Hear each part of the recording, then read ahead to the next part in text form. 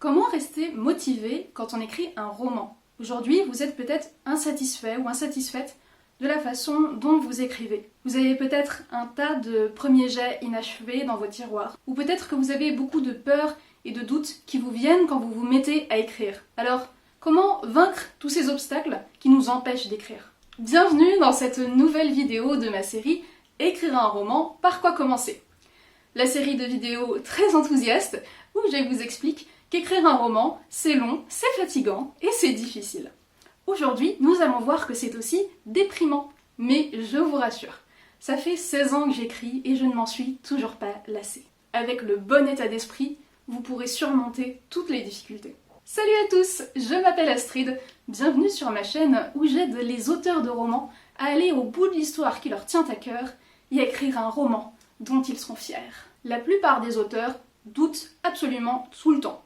Enfin, plus exactement, on oscille entre se prendre pour un génie un jour et se considérer comme une sorte de flaque de boue littéraire le lendemain. Dans cette vidéo, on va voir quels sont les types de doutes qui peuvent vous frapper au cours de l'écriture. Mais je préfère être franche dès le départ.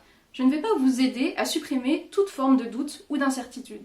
Le doute, vous allez toujours vivre avec, et c'est d'ailleurs plutôt sain. En revanche, je vais vous donner des pistes pour apprendre à le maîtriser et à persévérer dans l'écriture malgré tout. Que ce soit dès l'écriture de votre première phrase, ou bien avoir déjà écrit quelques pages, vous allez à un moment être frappé par tout un tas de doutes existentiels. D'autant plus que, comme on l'a vu dans les précédentes vidéos, vous serez fatigué et vous aurez l'impression d'avoir commis des tas de maladresses. Est-ce que ce que j'écris est bien? Est-ce que ça va intéresser des lecteurs? Est-ce que ça ressemble pas trop à un certain roman très classique de mon genre littéraire? Est-ce que mon histoire est cohérente? Est-ce que le lecteur va s'intéresser à mes personnages? Là où ça devient vraiment fourbe, c'est que plus vous allez progresser et plus vous allez vous poser ce genre de questions, parce qu'en fait vous allez vous rendre compte de tout ce qui vous reste à apprendre. Vous savez, c'est ce biais cognitif qui met en relation la confiance en soi et la compétence, et qui fait que moins on maîtrise un sujet et plus on se sent à l'aise pour en parler.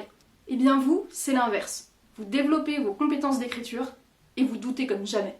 Alors c'est normal de se poser des questions. Le problème, c'est quand cette phase, elle s'accompagne de grosses remises en question, qui cette fois ne portent pas sur votre histoire ou vos compétences, mais sur vous-même.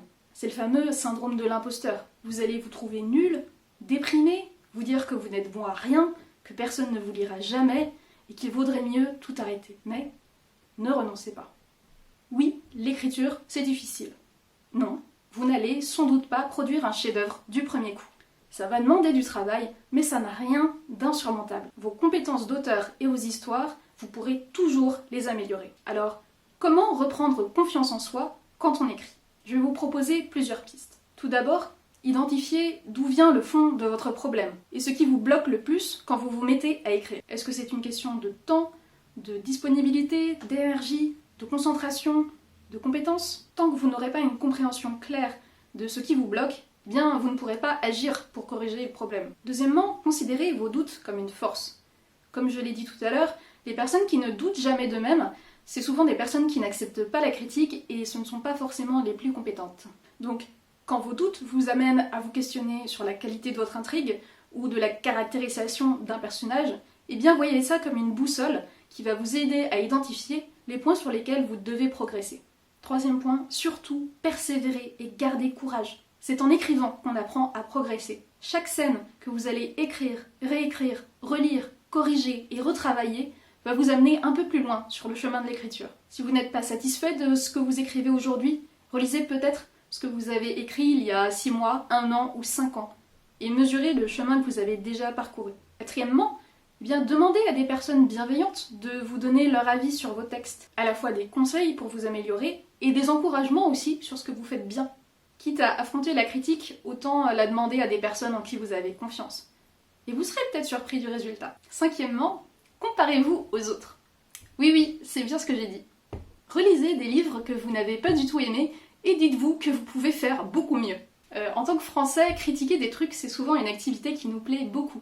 Donc, alors, n'allez pas insulter des gens directement, s'il vous plaît, mais en privé, je vous invite à laisser libre cours à vos talents de médisance. Oh, c'est plat. Oh, on s'ennuie. Oh, son personnage, il a une évolution pourrie. C'est moi ou c'est mal écrit? C'est super cliché, non? Ça marche aussi avec des films et des séries, et ça détend. Au cours des précédentes vidéos, je vous ai beaucoup parlé des difficultés de l'écriture. Maintenant, il est temps de rappeler que si vous aimez écrire, eh bien tout ça vaut largement la peine d'être enduré. Le plaisir de donner vie à une histoire dont on est vraiment fier et de la partager à des lecteurs, franchement, c'est inimitable. Et c'est pas pour rien que dès qu'on finit un roman, souvent on n'a qu'une envie, c'est de recommencer. La fatigue, la démotivation, c'est des passages obligés pour tous les auteurs. Donc maintenant, vous êtes prévenus. Et maintenant que vous savez à quoi vous attendre, eh ben, vous avez aucune raison de culpabiliser, tout le monde est passé par là, c'est normal. Et deuxièmement, vous savez que vous n'êtes pas seul. La communauté des auteurs, elle est très active sur les internets, que ce soit à travers des blogs, les réseaux sociaux comme Instagram ou Twitter, sur YouTube évidemment, ou encore sur des forums. N'hésitez pas à aller partager vos doutes, vos angoisses, chercher des conseils. Il y aura sûrement quelqu'un pour vous répondre. En tout cas, bon courage. Si vous devez retenir une chose de cette vidéo, c'est que c'est normal de douter et d'avoir des difficultés dans l'écriture. L'essentiel, c'est de ne pas se laisser noyer par ces difficultés, mais d'agir pour les surmonter. Si vous voulez approfondir le sujet de l'état d'esprit d'auteur, j'ai un petit e-book à vous proposer, ça s'appelle Adieu syndrome de l'imposteur, je vous mets le lien dans la description. J'espère que cette série de vidéos vous a plu. Si c'est le cas, n'hésitez pas à vous abonner et à mettre un petit pouce en l'air. Dans les prochaines vidéos, on continuera à voir par quoi commencer pour écrire un roman en s'attaquant au sujet de l'organisation.